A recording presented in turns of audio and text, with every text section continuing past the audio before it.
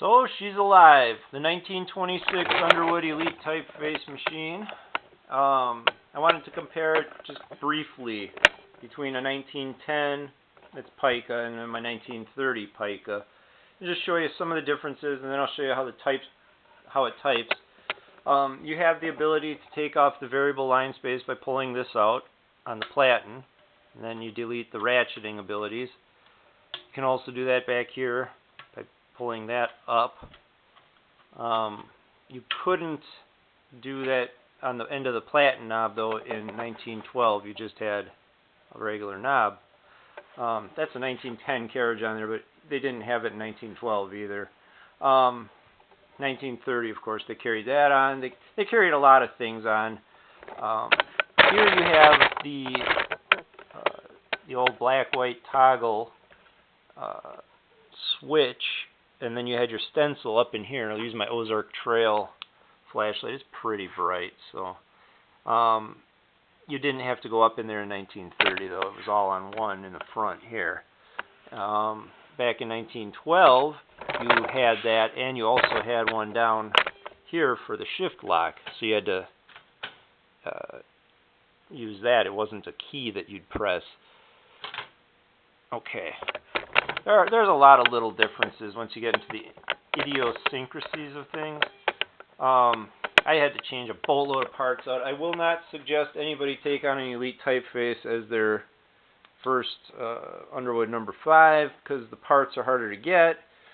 Thankfully, I didn't need any of those parts. The real meaty ones. Everything's numbered to 12. Like even this on the back of these line end, your margins. That's got to be number 12 tooth and all sorts of stuff.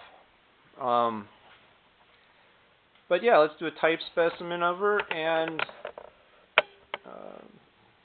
I was just showing off, I guess, because I got her done. So I'll throw a piece of paper in here. I changed the platen out. You guys have seen me change platens on stuff, so I didn't do a video for that. You got to bring this guy. Let's see, that's up, so that should feed. This would be platen, feed release. So up is feed. Okay. Oh, and this paper guide here in the back, you didn't have that on the older ones either. They carried that over to the newer stuff, but back then you didn't have anything but a paper pan in the back, paper rest, but no slide. That's what I'm trying to think of. Okay, so let's feed this in. Alright, put that behind the paper finger. Paper fingers go behind the card guide when the carriage moves. Do the 1926 Preath breathes. Let's go red. Fire.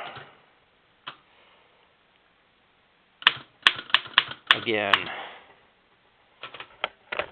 She's got good alignment. Red and black. Pretty nice machine. So that's about it. I don't know what else to say really. Oh, there is one thing I wanted to say. I got goofy with this too in moments of insanity as stuff gets frustrating. A regular segment pick is nice. My micrometer took a dump. I tried to measure it and I got it. So anyway, I took out a lock pick. This is a Medusa lock pick that Sparrows sells. It's a little thin, but I could get in that segment and clean it just as nicely as I could with an actual typewriter tool. And I thought maybe that's worth mentioning, if nothing else, is that you could get a lock pick if you couldn't get an original typewriter tool, and you can pick your segment with that then. So I think it's a combination. I forget what they call it, the Medusa. It's like $4.95 or something. But all right, everybody, and that's through Sparrow's lock picks. Have a good day and keep on typing.